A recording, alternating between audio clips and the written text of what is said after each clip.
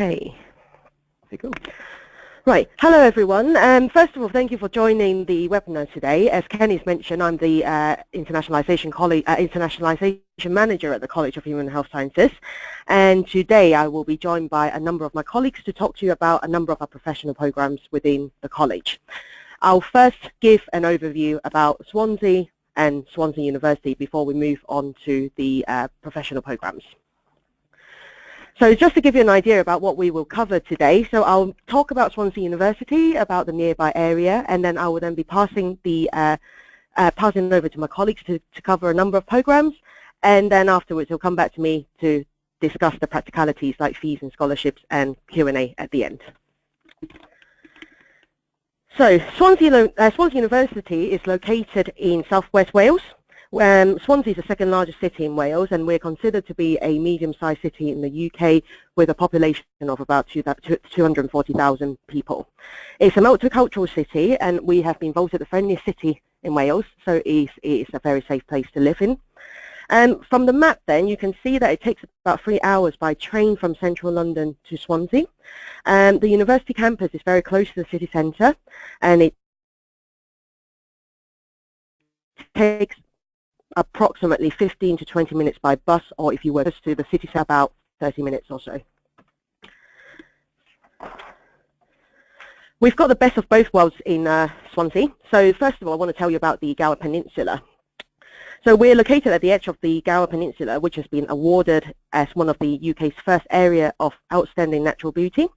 So this area starts from a town called the Mumbles, and along the coast then there are about 50 beaches to choose from. A lot of it are heritage coasts. The one that's worth noting is at the bottom right of the slide, Rossilla Beach, and it's been ranked number 9 in the World League. Swansea is a vibrant city, so you'll be able to do pretty much whatever you want to do. Whether it's cultural, whether it's arts, whether it's shopping or nightlife. So we've got the winning maritime quarter, a £250 million SA1 waterfront development, which is on the photo there. We've also got the largest indoor market in Wales. We've got the tallest building in Wales. We've got the oldest museum in Wales, and these are all within the Swansea centre. Swansea City Centre will shortly also undergo a £500 million redevelopment in the city.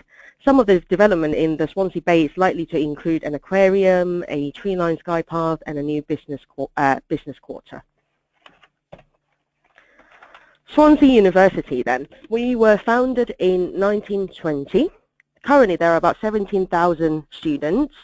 20% of our students are from international countries. We've recently jumped a lot of places in our ranking. So according to the Times Higher Education ranking, we're now a top 50 university. We're also ranked at number 26 in the UK for research. Overall, our QS World ranking, we have jumped 69 places from last year, and we're now ranked within the top 4% of all universities worldwide. The university has actually got 2 campuses, so there is a Singleton Park campus and there's also a Bay campus. The College of Human Health Sciences is located at the Singleton Park campus, so on this slide just gives you some ideas of the facilities that is available to you when you're studying here as a student. So apart from these then, we are also one of the few universities with a travel agent on campus, so there are cheap excursions that you can join on to. For example, going to Bristol markets, Christmas markets, going to Dublin, Paris, Amsterdam, etc. We've also got sporting facilities, so such as the Wales National Pool on campus. And we're also one of the closest UK university campus to a working hospital, which is the Singleton Hospital. There are 7 academic colleges within Swansea University, which is listed on this page here, and we are, as I've mentioned previously, the College of Human and Health Sciences. The College of Human Health Sciences, we aim to offer you an outstanding and enviable student experience, incorporate evidence-based practice and research-led teaching of the highest quality, and making sure that when you leave the college, you will become a very able graduate, educated and equipped for your future employment and professional achievement. So the college is the largest academic college within Swansea University. We have 4,000 students studying within the college, so approximately 50% of those are full-time and 50% of those are part-time. In terms of international students, we've got just over 100, so it's nice and small, making sure that actually all our international students will are known to their tutor very closely. There are a number of disciplines that are within this college, so health, nursing, midwifery, social care, social policy and psychology. We're one of the preferred healthcare education provider for the Welsh Government, and we've got approximately just over 300 academic and professional staff. Within the college, we are split in 4 departments, and we also have 3 research centres. So my colleagues presenting today then will be from the Department of Nursing as well as the Department of the Interprofessional Health Studies. Right, so now I'm going to pass on to Andrew Everard, who's the Programme Director for the Programme Manager for the Adult Nursing Programme, who will talk about this programme.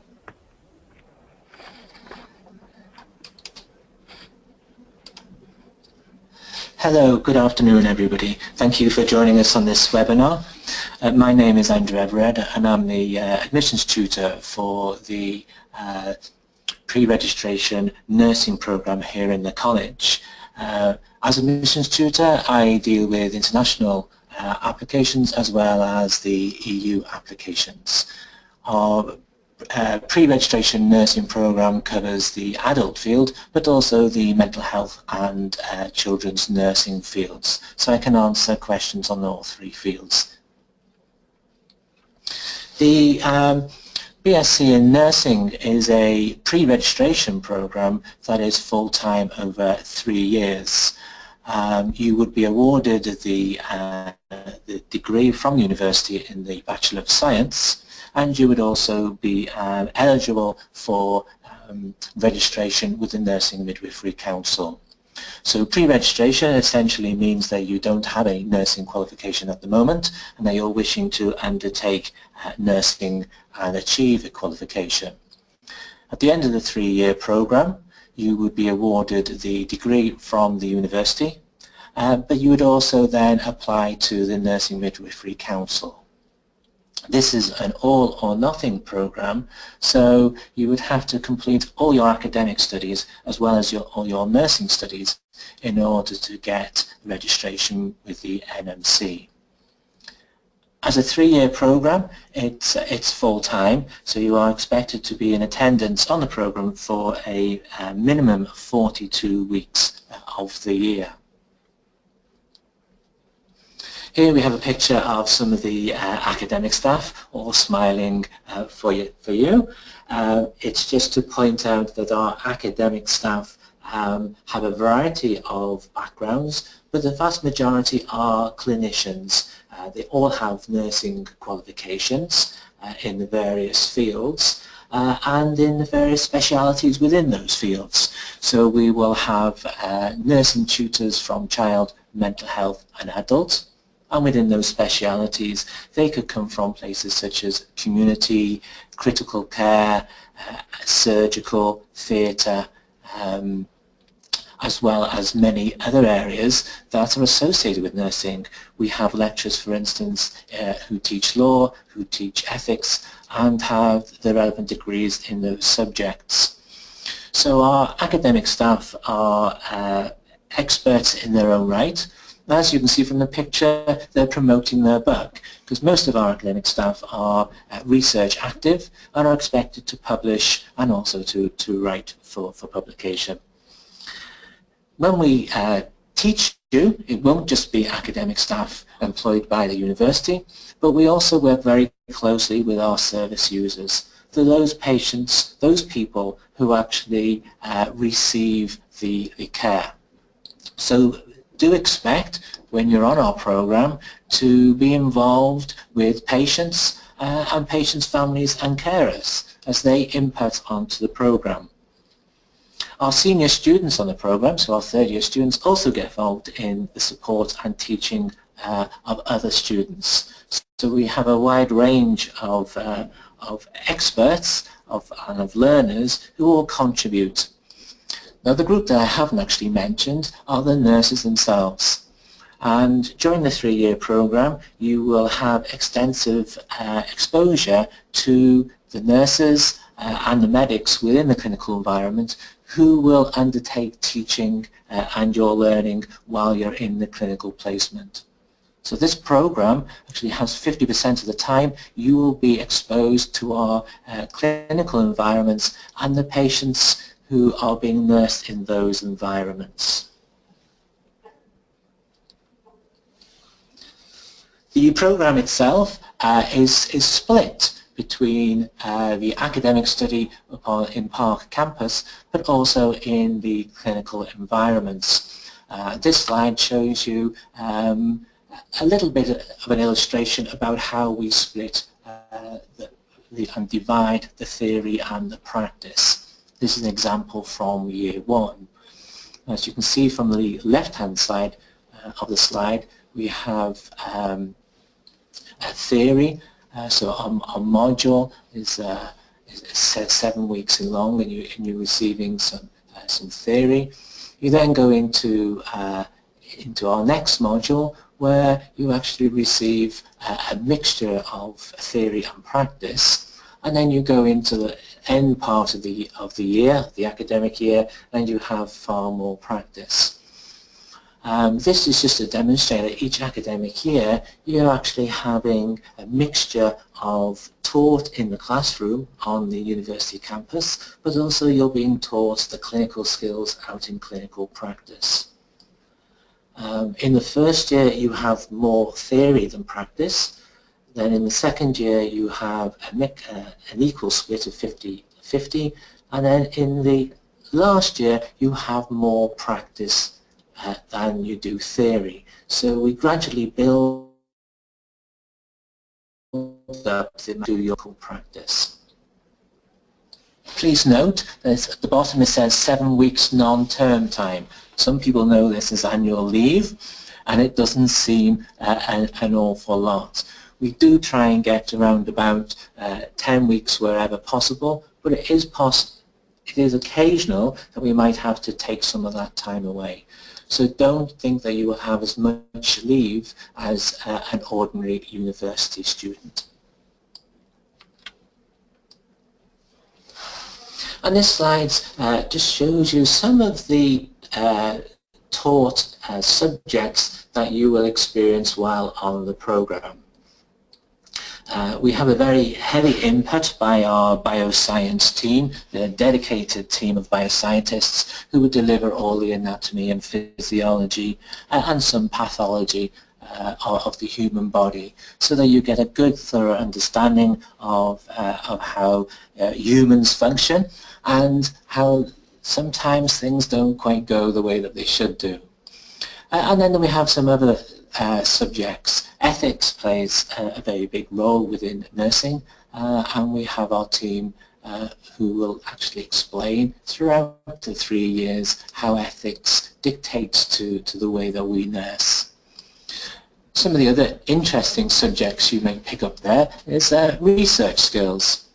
And we certainly make sure that our students understand the rigor and the methodology of research. You won't be expected to undertake research at this level, but you will be expected to appreciate research. A term that you will come across often in our program is evidence-based practice. And we make sure that our students appreciate and understand where all the information and where all the evidence and the research comes from, in order to ensure that we have, when we deliver good quality care. And certainly in the 3rd year of the program, as a nursing student, you will be expected to look at how to improve care in the workplace based on evidence and practice and research. To the right of the screen, you can see those circles where I got years 1, 2 and 3, just to demonstrate how we actually develop and deliver the subjects throughout the 3 years. We don't expect you to know everything straight away, and we do deliver all our subjects throughout the 3 years on a gradual process, on a spiral. So we will teach you the basics in year 1, and then expose you to clinical practice. Then in year 2 we'll develop those concepts and theories a bit more, and then send you back out into practice. And then into the 3rd year we will be expecting you to have a thorough understanding of those subjects, those concepts and theories. This slide gives you an example of how each of the academic years is put together. As you can see, there's modules running across the top modules 1 to 4, and then there's a portfolio module down the bottom.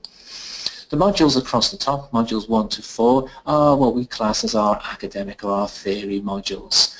And the titles there just show you that each module has a different focus. We do test our students against each module, so you will not be having exams at the end of the year as in ordinary degree, but you will be tested and assessed throughout the year at the end of each of the modules. And there we can see an example of some of the assessments that you have. Many of our assessments are essays, but you will also be assessed through exams and also through clinical assessment in our clinical suites on campus.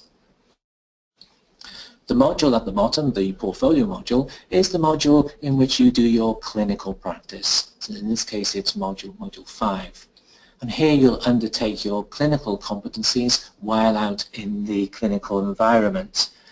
You will be given a mentor to look after you while you are in the clinical environment, and they will be the person who assesses you to ensure your clinical skills are appropriate.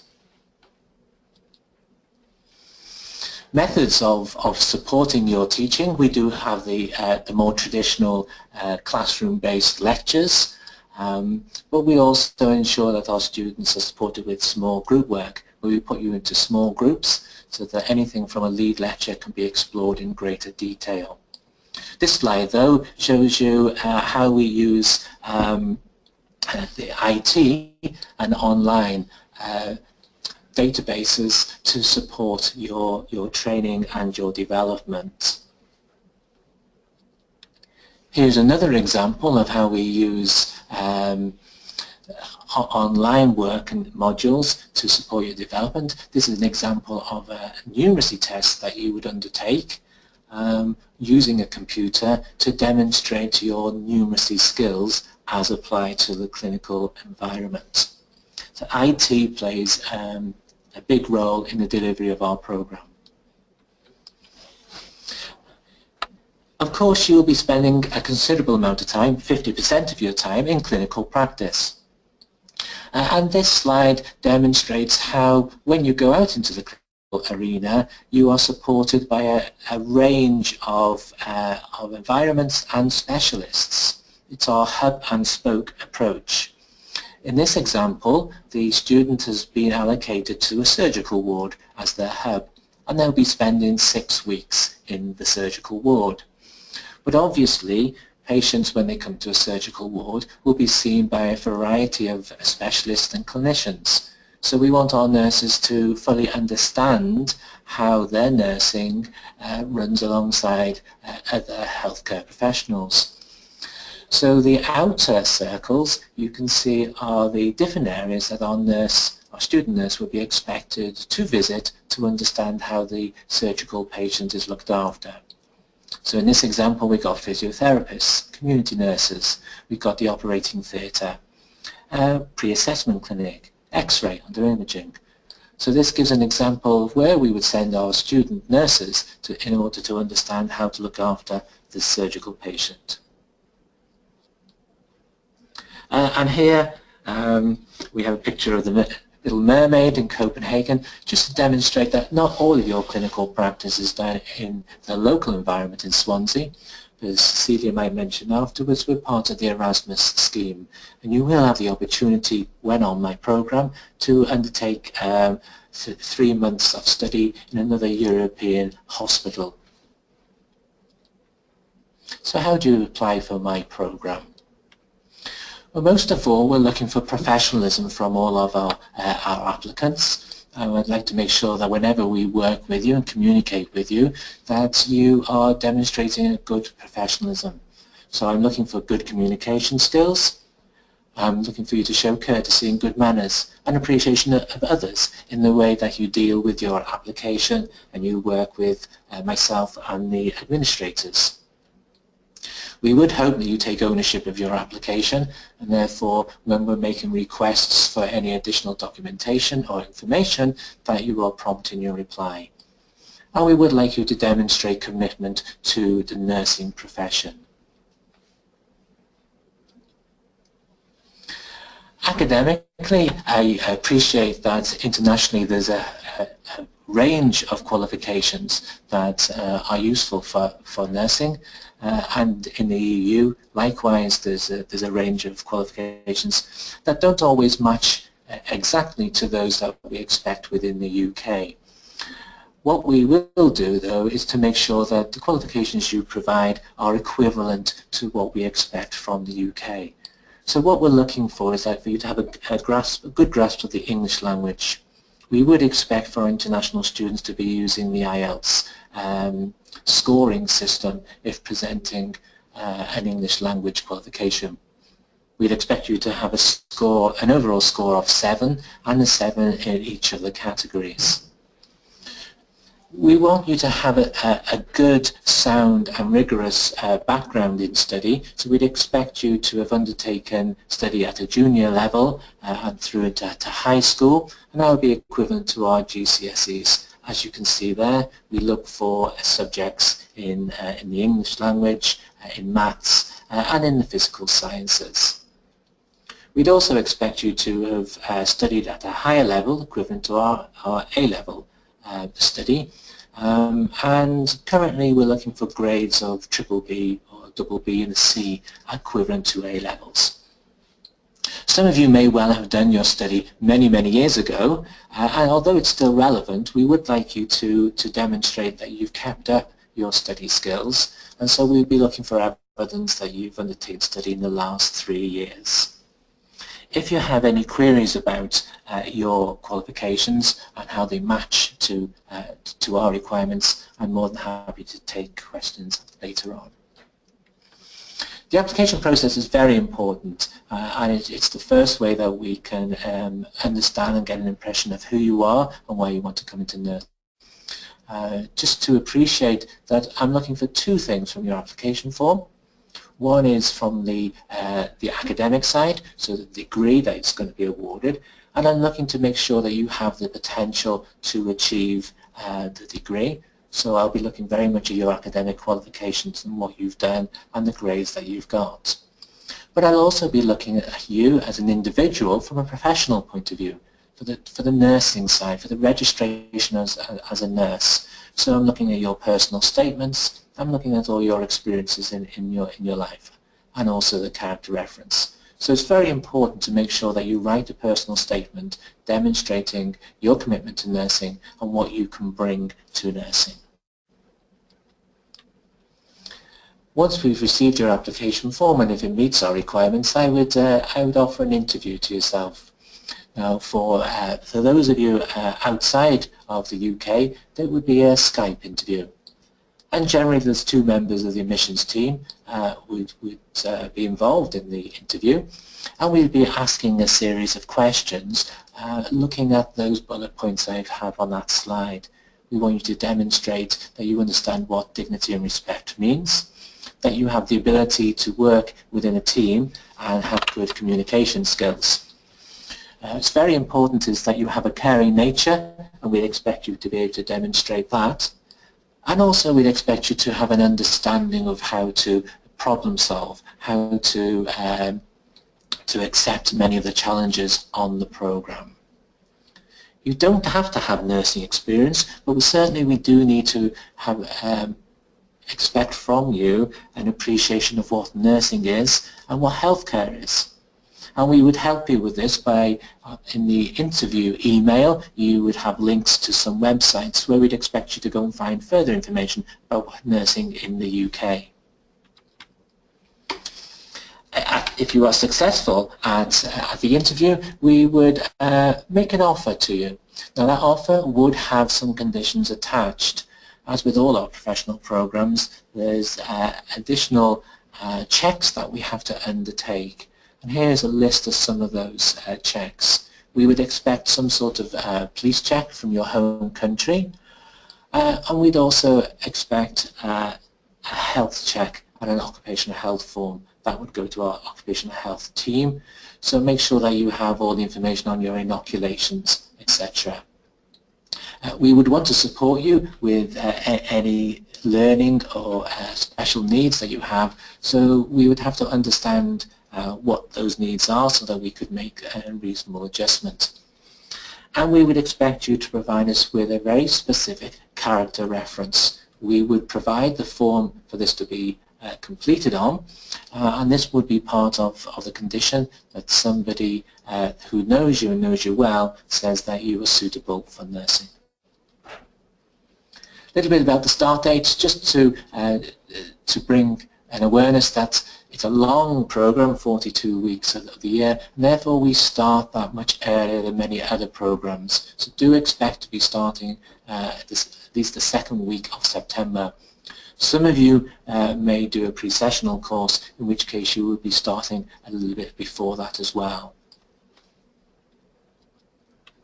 And so that was a very quick overview of the pre-reg nursing program that aligns us with the NMC. I'm more than happy to take questions as and when. Thank you.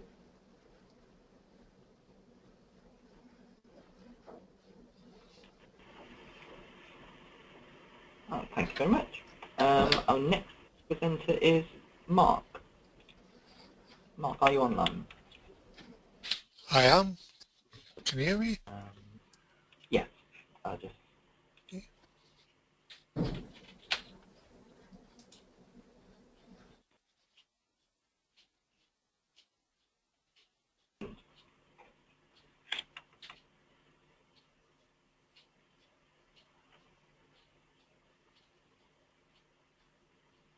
Can you hear me? Yes. Yeah. Yep.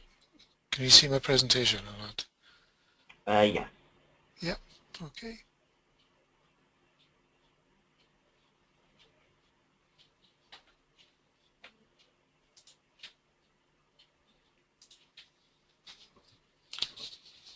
Okay, good afternoon everybody, and welcome to my presentation about Professional Nursing Studies Programme.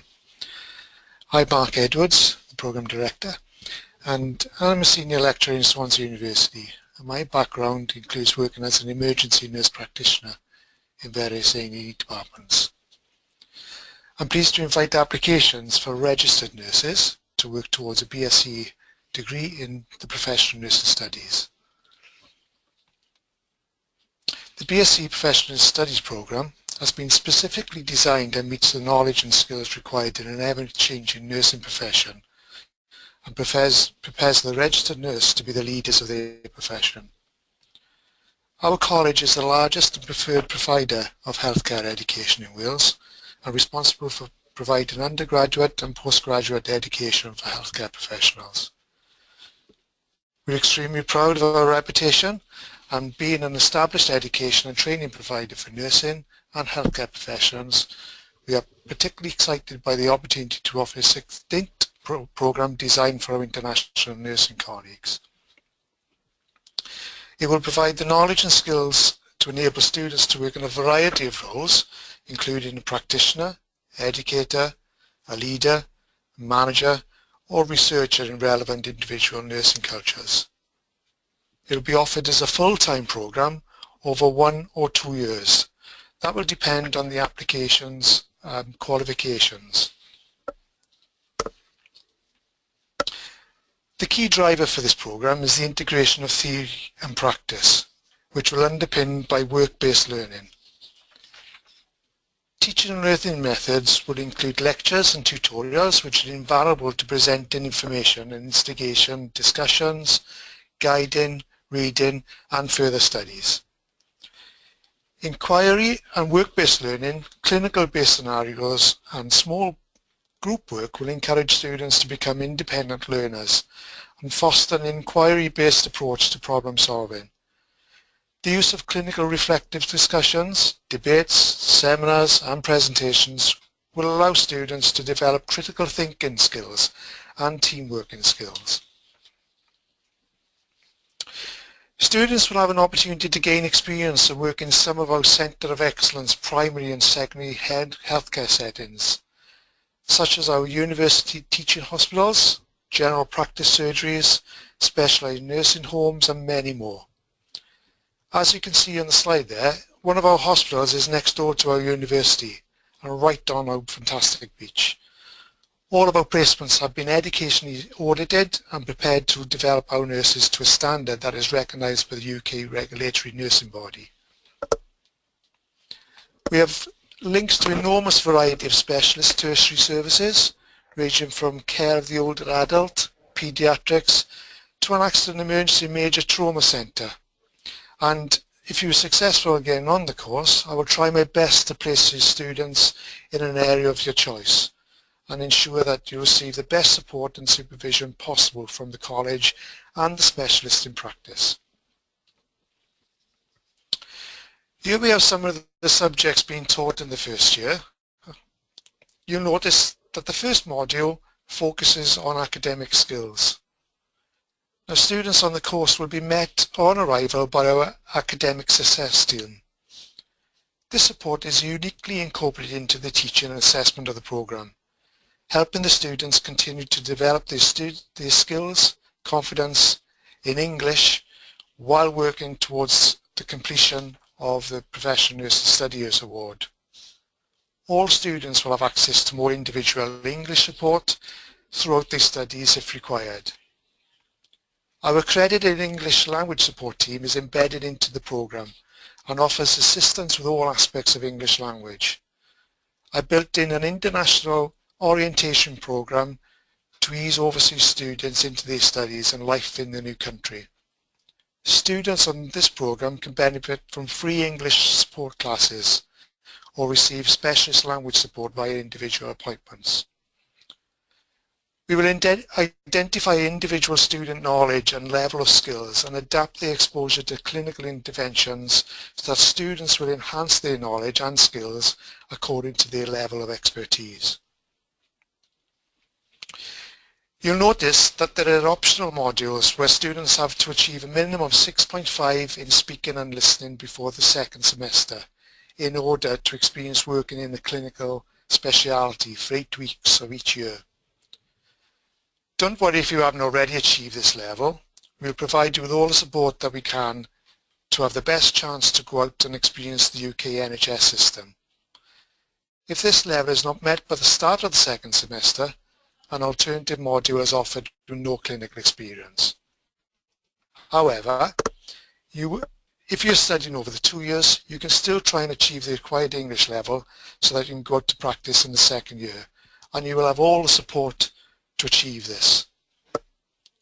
When in clinical practice, students will have the opportunity to explore nursing interventions under the supervision of a designated mentor. At all times, students will have supernumerary status whilst working with one of our 4 university teaching hospitals. Professional values underpin the programme in both theory and practice. I hope you agree that on completion on the programme, you would have been taught various subjects that will educate you to be an autonomous provider of evidence-based practice, management and leadership skills. You'll also have the knowledge of some global healthcare systems and the ability to respond to an ever-changing healthcare demands. To apply, you must be a qualified nurse eligible for nurse registration in your own country. You need to have an IELTS level of 6 with a minimum of 5.5 in all components, or you may be required to take a Swansea equivalent test. I'd require 2 professional references, both written within the last year preferably, provide a curriculum vitae, and within that then supply a personal statement. As you may go out and work in one of our hospitals, you'll also need to provide a DBS, as Andrew mentioned earlier on in his presentation, or a good conduct police reference. You need to provide up-to-date childhood immunisations, including the ones that's listed on the screen there. Also, I'm required to do an interview, which is informal by myself, just to discuss the reasons why you want to come on to the programme, what we can offer you, as well as what you can offer us. Don't worry if you haven't got the IELTS requirements to access the course. Prospective students with an overall IELTS score of 5.5 can apply to study on our pre-sessional English course, which will commence in July. Students on this pathway must successfully complete the English course as well as obtain the required IELTS score through the English test in order to progress onto the Professional Nursing Study programme. So just to summarise then, the BSc Professional Nursing Studies programme is over a 1 or 2 year degree and being offered to registered nurses who have trained outside the United Kingdom or the EU. The level of entry will depend on your previous qualifications.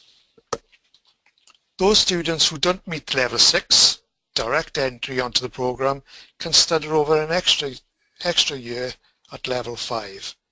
On successful completion of level 5, will then go on to level 6.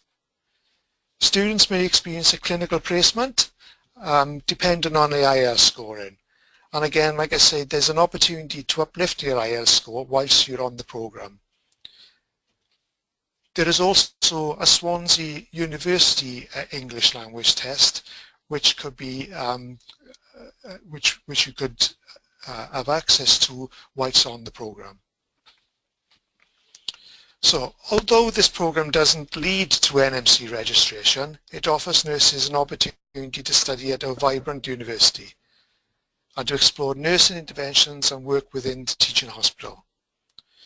The programme will offer the opportunity to enhance the knowledge and skills by established lecturers and clinicians. Our students will not only graduate with the international recognised nursing qualification, you will enhance your career opportunities by having the level of knowledge and skills to become leaders in your field.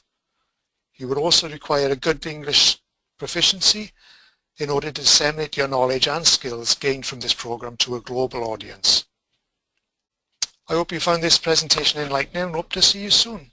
Thanks for listening, and like everybody else, I'm happy to take questions later on. Thank you very much, Mark. Just before we go on to the next presentation, delivered by Barry, Andrew, can you hear me? Andrew? Hello. Hi, Andrew. I just got a quick question for you from Katie. And she's been offered a place on the adult nursing course starting in February. Yes. Is the course structure roughly the same as the September intake? The course structure in February is identical. It's exactly the same structure, it's exactly the same teaching. It just starts those a couple of months later. So what's taught in September is taught in February. Brilliant. Right. Barry, are you online? I am online, Kenny, yeah. Brilliant. I'll just pass you over. Okay. Can you see those slides, Kenny? Yep. Yep. Brilliant. Excellent. Well, thanks for giving me the chance to come and have a chat about this program. My name is Barry Bardsley. I'm the program manager for the BSc Healthcare Science in Audiology. Delighted to talk to you today about this program. You'll see on the first slide here my contact details. if anyone has got a query that we don't answer today in the answer and questions section at the end, please drop me an email. So why would you be interested in audiology? So we deal with people who have a variety of problems with their ears, namely problems with their hearing and their balance. So generally this discipline can be split up into a number of different areas. So if you've got a particular passion for science, you may well find audiology interesting. And I'll give you some reasons why. We cover a lot of anatomy and physiology of the ear. So those people who've got a biology background will find audiology interesting. We also look at things like perception of sound. So we delve into areas of physics. So people who like physics as well might well find this interesting.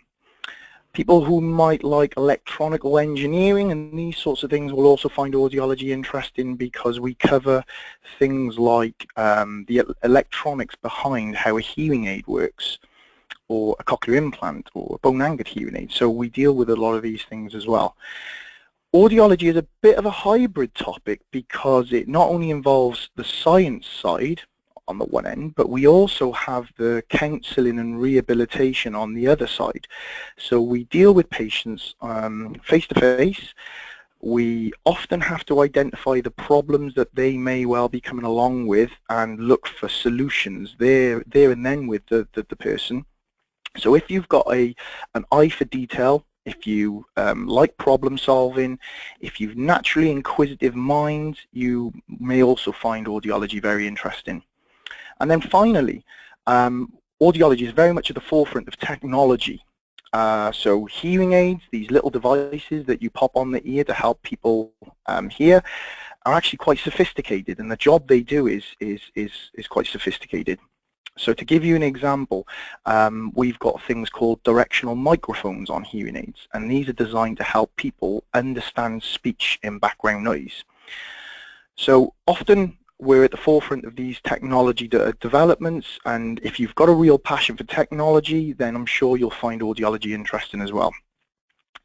So what does the program look like? Well, like all the other courses mentioned so far, 120 credits each year, and what you'll see in front of you now is a list of all the modules that you will study on our program. I'm not going to spend any great detail going into each module, but just to mention that what you'll see is there are different colors across the screen. So the yellow colors at the top, these are modules that are generic across the healthcare science programs. So you'll sit these modules with other students from other healthcare sciences. So for example, cardiac physiology, respiratory physiology, radiotherapy, and these sorts of courses. So these are large size cohorts, maybe 40, 45 students, and you'll cover things like the anatomy and physiology of the body, pathophysiology, maths and physics in level 1, you can see on the left hand side.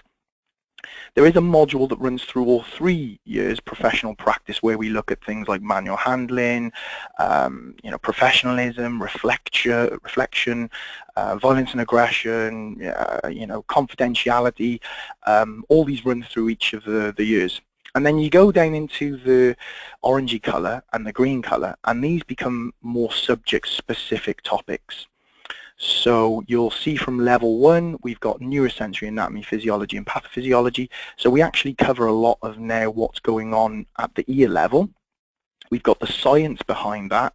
And then the 156 neurosensory clinical measurements and treatment is the module designed to bring it all together so that you can go out on your clinical placement and put this into practice. And the clinical placement being a placement in a hospital. As you see, as you work through the program from year 1 to year 2 to year 3, the number of generic modules reduces and we get far more subject-specific material. So we have things like sensory aids, which covers a lot of the things on hearing aids and bone-anchored hearing aids and these sorts of areas. We've also got vestibular assessment and management, which is looking at people who have got balance complaints, who get dizzy, and how we deal with those people. And you'll see as we go through, we've got other topics of specialism, so tinnitus at level 3, we've got pediatric audiology within audiological sciences, and you can see that there's actually a lot of subject-specific material delivered in Year 2 and Year 3. All of these modules are compulsory. We don't have any tolerated fails, and you need to actually complete and pass every component of the module that you'll be sitting. Like the other programs, we've got extended academic years, so we've got 45 weeks having you here, or 8 in placement, and the rest is your holiday time. Okay, so what does the program look like in terms of its timetable? Ahead of you, you'll see a copy of an Excel chart, and don't worry too much about the detail. Just want to give you an idea about the color coding. So the left-hand column is Year 1, and you'll see the purple color, okay, with a C, is time spent in the classroom. So that's time you spent with us at university. And what we have with our program, block releases on for clinical placements, time you spend in the hospitals. So you'll see there's a 3-week taster, October-November time. That placement is designed to give you an insight into how the NHS operates. It's giving you as many observations of different areas that are interrelated to audiology, but also completely independent, to give you a real awareness of what working in a hospital is like. So you may spend some time with an ENT consultant doing some observations. You may spend some time in medical records, but it's a taster placement. And then you're back with us for a number of weeks, and then there's another placement, an extended placement. And in these placements, from here on in, for the rest of the program, there are clinical competencies that you need to achieve in order to complete the work-based learning modules. So we've got a portfolio that you need to complete with evidence to confirm your passing of these areas and these clinical competencies. And what you'll probably establish from here is that the number of blue blocks increase as we go through the program. And then at the end of the 3rd year, there's a very large block before the final exams at the end of Year 3. So those weeks in those number of weeks actually contribute to 16 weeks in Year 1, 22 weeks in Year 2, and 25 weeks in Year 3 of hospital placements. And that's actually significantly more than the minimum required by the accreditation body. So we feel as a program team that giving the students as much time out on hospital placement as possible is very beneficial. And our international students actually will have a hospital placement that's based in one of 3 hospitals: Singleton Hospital, Neath, or Bridgend. And these are all within commutable distance, and already mentioned earlier by Mark, Singleton Hospital is right next to us and it's a stone's throw away. As you can see from the graph here, we're actually the only provider in Wales for audiology undergraduate training. So we have got scope to extend this out and use more placements if required.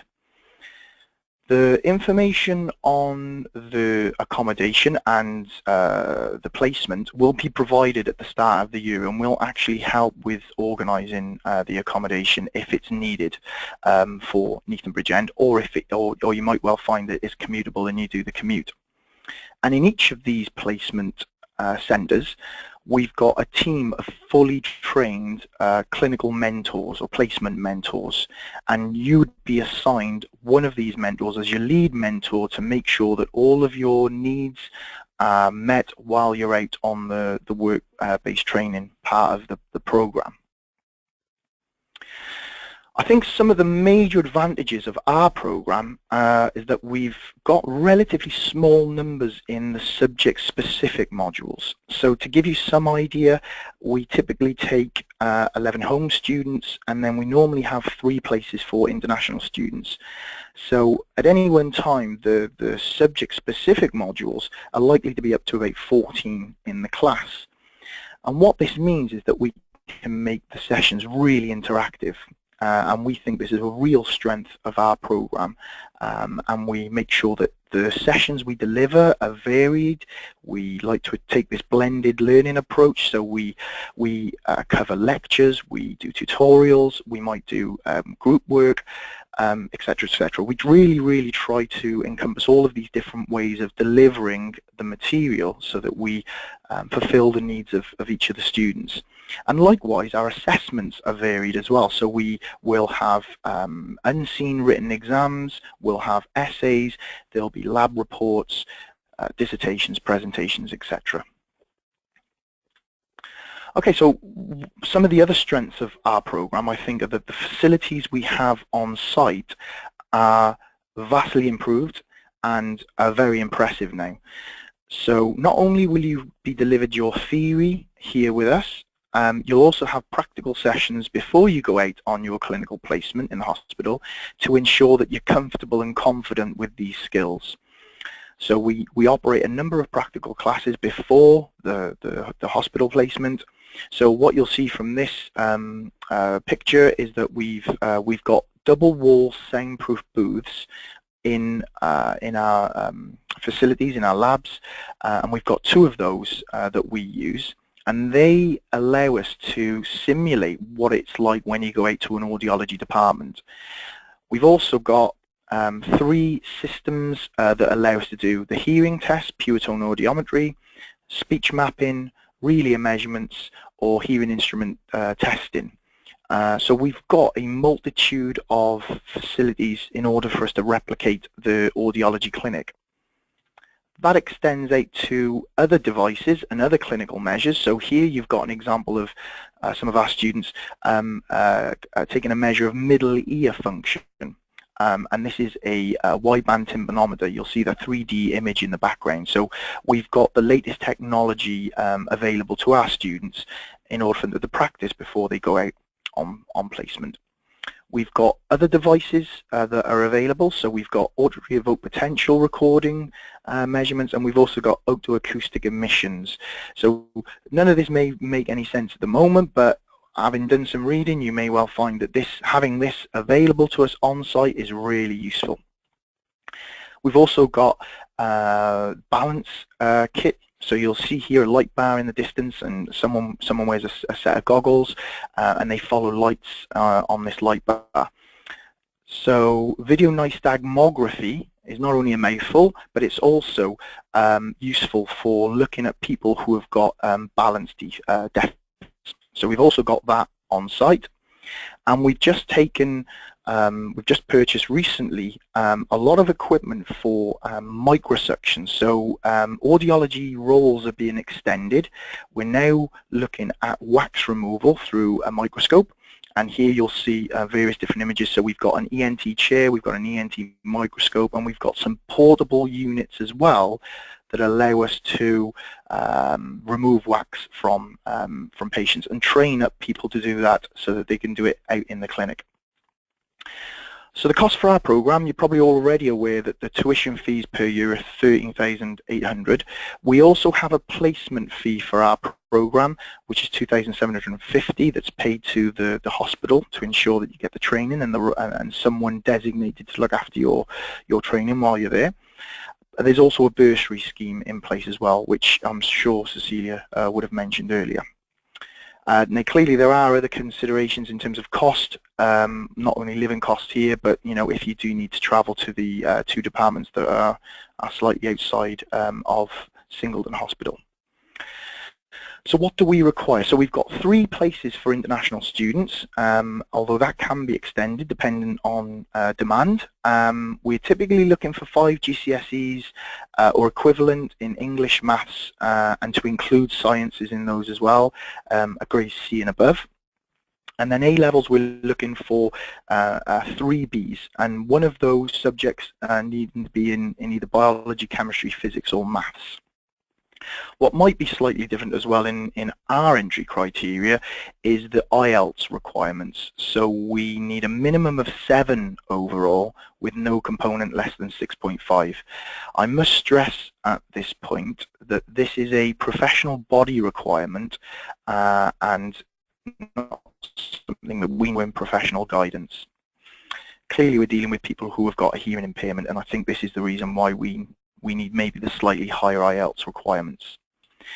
And what else do we look at? Well, once we've received the application, we'll look to do a Skype interview, and then like the other programs like Andrew and Mark have already mentioned, we'd be looking for the DBS or letter of good character, and also health checks from the local doctor to look at things like vaccination, immunization and things.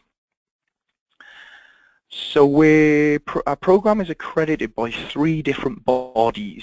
So we're accredited by the HCPC, the Health and Care Professions Council, the Registration Council for Clinical Physiologists, and also the Academy for Healthcare Science.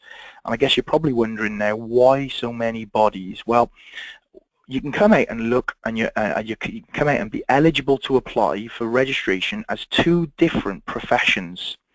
Hearing aid dispensers are people who generally work in the private field who sell and dispense hearing aids. Audiologists generally then will work in the National Health Service, and they then register with a different body. So those 2, the RCCP and the Academy of Healthcare Science, those are voluntary registers, and the HCPC is a statutory register. So completing our program gives eligibility to apply for registration in one or all of these different bodies. So how do you make a strong application? Well, first of all, making it early I would certainly recommend. You've got to ensure that you investigate the profession fully. I've mentioned maybe some of the clinical techniques we use, diagnostic techniques we use today in this talk, but I would certainly go away and look at what the day-to-day role of an audiologist is. Think carefully about your personal statement. We really want to get to know you and your personality and your values, and whether or not they kind of match up with what we'd expect someone working in the health service and audiology. So please consider those as well. That's audiology finished. I'm happy to take any questions later on, and good luck everyone in your applications. Thank you, Barry. And last but not least, we have Craig. Craig, are you online? I am, yes. Can you hear me? Yes, brilliant. Yes. I'll just make you presenter.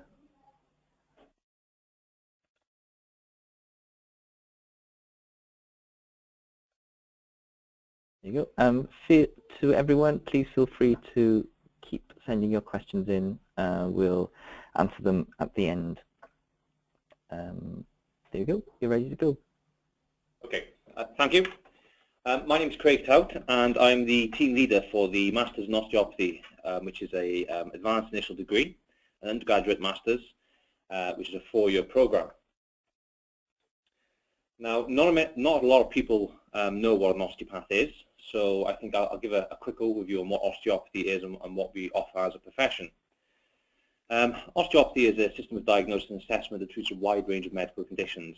We train our students to understand how the body works. We study anatomy, physiology, pathophysiology, orthopedics, and people come to us with aches and pains and complaints, and our role, or the student's role, or a qualified osteopath's role, is to identify the structures that are causing pain, what are the predisposing factors, what are the maintaining factors, what can be done from a hands-on approach to treatment, and then obviously what advice can be given in order to try and help resolve these issues.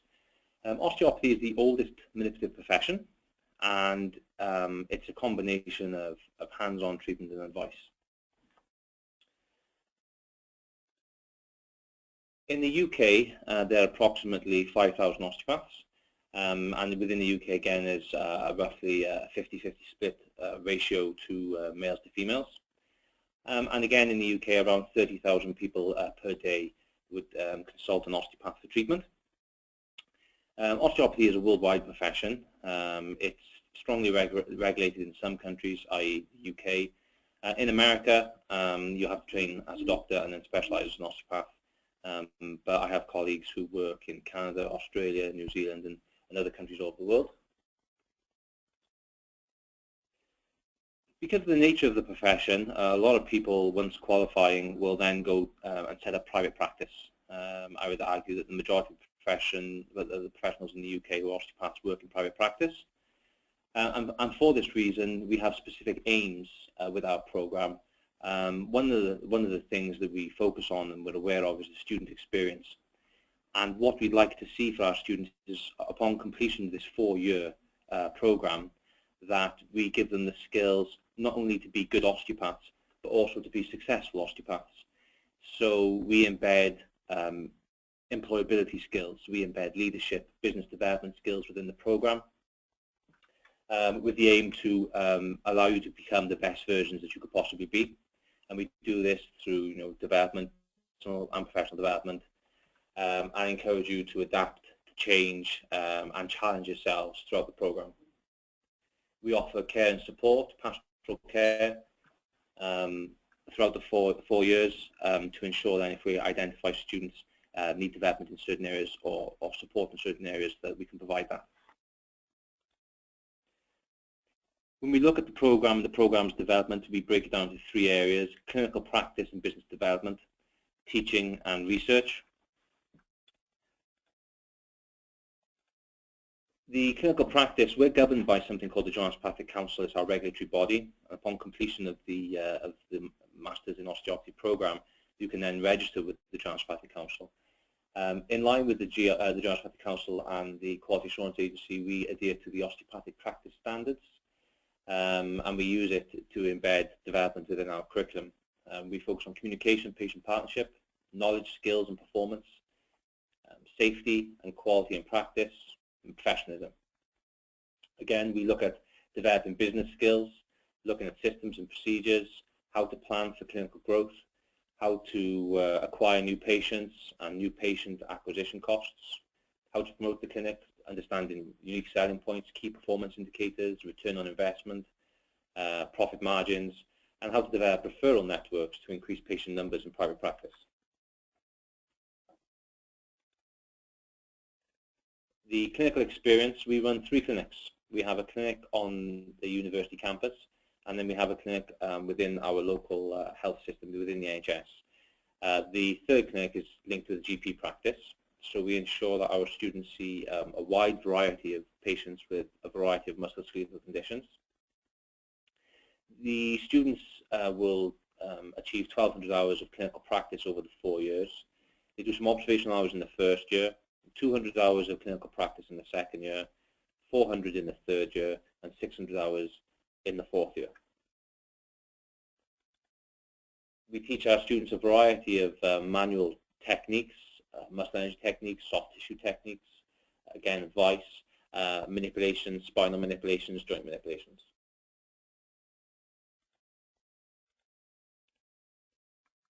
The teaching over the 4 years, here's an example. Osteopathic skills is embedded throughout the program, and we work on a spiral curriculum, so you understand the basics in the 1st year, and we build on that as the years go by. Again, anatomy, physiology, and evidence-based practice are embedded. We try to encourage our students to use evidence in order to treat patients. We have further personal and professional development and business management modules, as well as psychology and biopsychosocial based components to the program. As I said just now, the manuals we use in order to develop our teaching are based on the osteopathic practice standards set up by the Joint Osteopathic Council, as well as the Quality Assurance Benchmark Statement and universities' policies and procedures. And the osteopathy program is ranked in the top 5 in the UK for the National Student Survey. We use a variety of mechanisms to deliver teaching, from e-learning, tutorials, dissection, surgical observations, placements within sports teams, as well as integration and application of modules, so there's opportunities to study with other programs. Swansea University is a research-led university, so again, we encourage our students to be users of research and to apply the most up-to-date techniques, evidence-based practice within the clinical environment. We intake around 40 students per year. We have a mixture of students from different countries and of different ages. In the UK, the requirements are 5 GCSEs, C or above, and 3 A levels, or the equivalent. And our IELTS score is 6.5. In relation to what we look for applicants, it's very similar to other programs: good communication, understanding of the profession, care towards patients, and really an understanding of what osteopathy is. The application process, applications will go via the normal route. In the UK, we go via UCAS. We interview throughout the year. For international students, we host Skype interviews, 2 members of staff, or if students are able to come to the university, then we have set points of interviews, and we occasionally do group interviews as well. Some of the requirements, again, same with other professional programs: DBS checks, occupational health assessments. If you need or require additional information, obviously there'll be time for questions, but our admissions tutor is a lady called Sarah Spencer-Chapman, and she can be contacted on the below details and telephone number. And if there's any additional questions, and hopefully we'll have time at the end. Thank you. Thanks, Craig. Right. I think it's back to Cecilia. Yeah. Right, can you see my screen? Yes. Okay, so just the last couple of bits of practical information then. So just to let you know about the tuition fees to study with us as an international student. For the academic year of 2016 and 17 then, undergraduate programs is £13,800 per year. A number of our programs mentioned today then will have an additional clinical placement fee. So for adult nursing, it's £2,500 per year. For the professional nursing studies program, it's £1,000 per year. And then, as Barry's mentioned earlier, for the audiology program, then it's an additional £2,750 per year. So there are some automatic scholarship for international students. So students that are successful in getting a place for adult nursing program, you will receive a scholarship of £1,500 to offset against the tuition fees.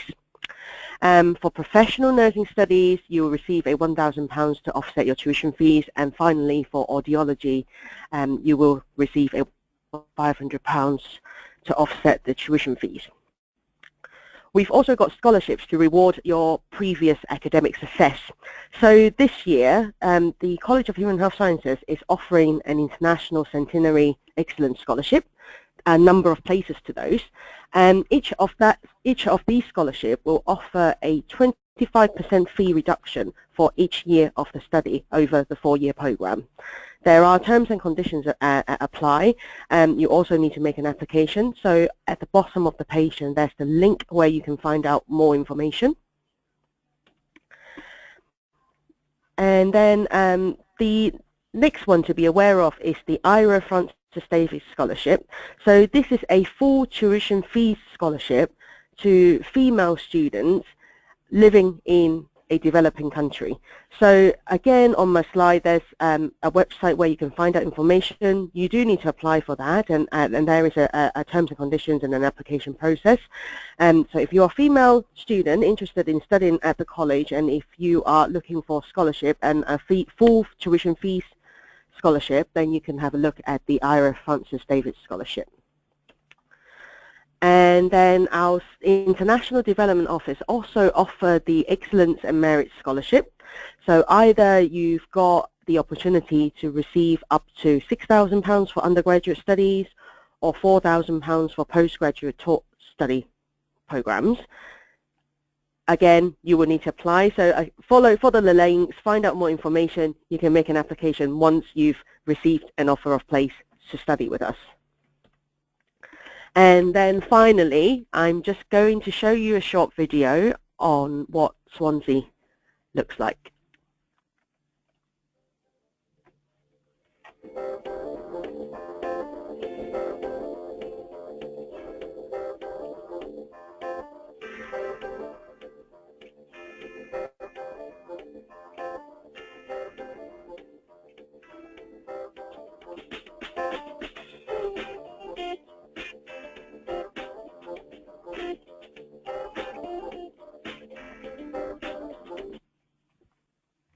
Okay, so I hope you like it. So that comes to the end of the presentation then. So thank you for taking the time to listen to me and all my colleagues today. I'm going to pass back over to Kenny now to for the Q&A session. And also just to note at the bottom of the page, that's the email address for the internationalization office for the college. If you've got any questions that you think of after today that you haven't had the opportunity to ask, feel free to drop us an email. Thank you. Thank you, everyone. So now we are just going to go through some questions.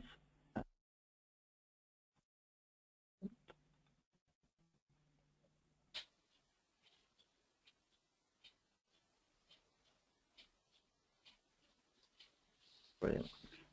Right. This is probably best if I just ask the question and one of you can just jump in. There's a question about working while studying. Is that possible? Is there a chance to do the odd shift to top up income? Okay, so it's Andrew speaking from the BSc Nursing Programme. Well, ours is a full-time programme, so the students are expected to spend a lot of their weekly hours on the programme. However, we do appreciate that some of them need to undertake further work. So what we usually do is we encourage our nursing students to enrol on the nurse bank with the local health board, so they're actually getting some clinical experience as well as some extra pay. Brilliant. It's Craig out here. The university has a big drive as well, especially for part-time employment. So the Employability Academy that's based in the Central University is also something that is provided to offer help and support for students. They can look at giving guidance and advice on it. Kenny? Message, yeah. One thing I was just going to mention, and Cecilia will probably be able to, so it's Barry, by the way, Audiology. Cecilia will probably be able to give more information on this, but obviously this will be dependent on visa as well, requirements in terms of how many hours are you able to work. So I think they'd need to consider that as well. Yeah. A question from Katie. I've read about an EU project to educate nurses about sustainability issues in healthcare. Is this something the nursing courses cover? That'll be for Andrew or Mark. Hello, it's Andrew again. Most certainly our programme looks at certainly innovation and sustainability within healthcare, and we actually have a dedicated person who takes forward those modules and that teaching and indeed those innovations. So I'm not entirely sure what aspect of sustainability Katie is referring to, but it is part of our syllabus.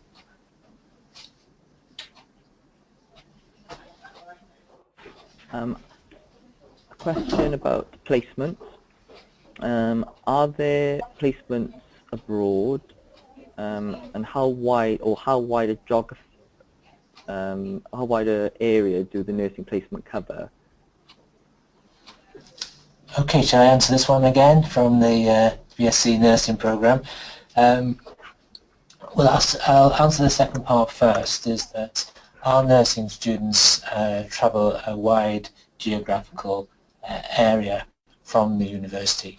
There is an expectation that they may have to travel up to about 45 minutes to get to the clinical placement. We actually use hospital inpatient settings. We also use many settings in the community, such as GP practices, the independent sector, prisons, and so forth. As for travelling abroad from the nursing programme, we are part of the Erasmus programme, so our students can go abroad for up to 3 months. Cecilia may want to mention also the further international placements available for up to 2 weeks for our nursing students. Thank you. Yeah, so there are a number of international opportunities that are available. So these will take place over the summer holiday. 3 that are specifically for the college. So we've got 2 opportunities in China. One of them is a cultural and study tour in the middle of China, where you do a little bit of sightseeing, you do a little bit of visits to local hospital, you do a bit of culture activities as well, learning Mandarin, doing a little bit of calligraphy, etc. And other one in southern China then with another one of our partners then is a traditional Chinese medicine experience. And then finally the third one is called the P2A opportunities, Passage to ASEAN. So you will then have the opportunity to spend 2 weeks in Southeast Asia, crossing over to 3 different countries in Southeast Asia over the 2 weeks, traveling, experience the local culture, etc.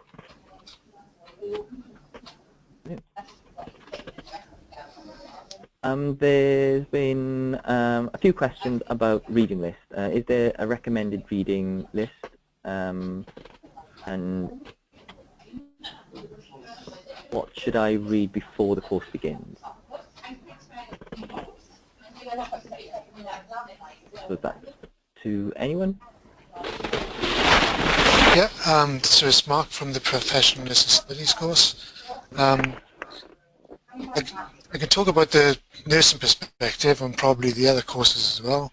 Is that each module that the student will undertake, they'll have specific reading lists tailored towards what's being taught within that module. So when you access the module, the students will have access to the reading list applicable for that particular module.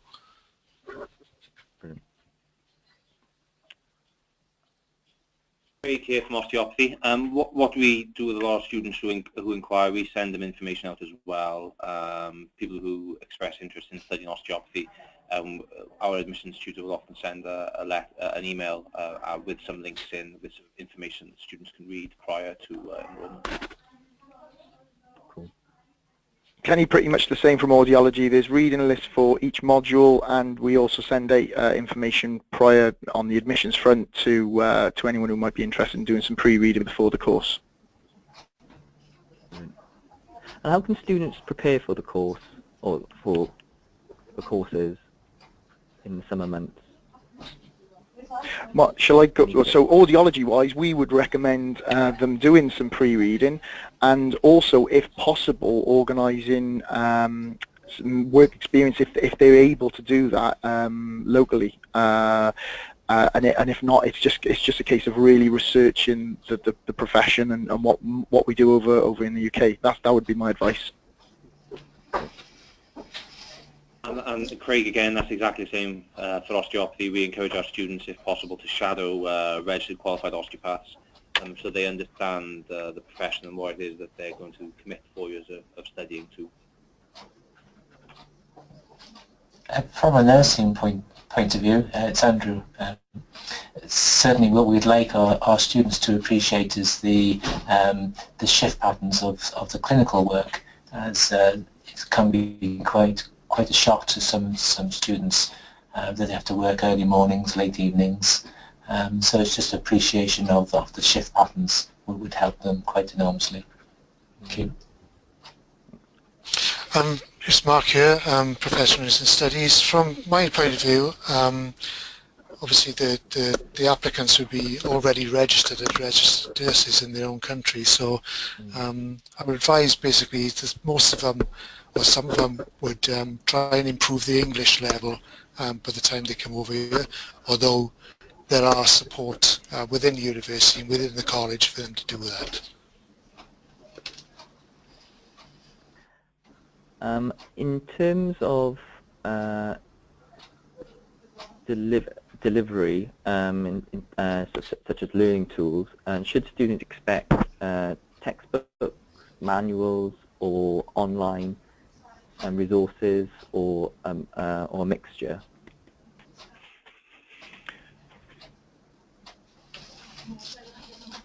Okay, Andrew speaking again. Andrew? Yeah, we would expect they need to expect a mixture of resources. We have a very extensive library, and we have a dedicated library team just for the college, which is good. We have extensive PC labs here for the students of the college. So we'd expect them to be utilising the library and the library sources. That's textbooks in hard copy as well as online. But they'd also be expected then from resources to be using internet and web packages. So a good mixture. And just to add to that, it's Barry Audiology. We also use a platform, an e-learning platform called Blackboard, where we house a lot of the notes and lecture slides from the material that's delivered, so that students can go back and check over this and look at the kind of reading list and these sorts of things, and look over the slides that have been delivered for the lectures, which is obviously quite handy. And it's Mark again for Professional Nursing Studies. Exactly the same as Barry and Andrew's just mentioned, as well as the students on the Professional Studies course will be included in the classroom would be English or Welsh or UK students who are also registered in the UK. So they can also have a conference together or some seminars together and learn from each other. So they'll have support not only from the lecturers and the libraries and so forth, but also from UK registrants as well. Brilliant. Right. I think that's all we've got time for today. Thank you very much, Cecilia, and to Andrew, Mark, Barry and Craig. And thank you for everyone for attending today's webinar. As Cecilia said, if you have any questions, please contact the College of Human Health Sciences, and also you can follow us on social media channels such as Facebook and Twitter. Once you leave today's webinar, you'll receive a follow-up email within the next 24 hours with a link to view a recording of today's webinar. So on behalf of Swansea University and the College of Human Health Sciences, and to our presenters, and thank you for joining us today, and have a great rest of your day. Thank you very much.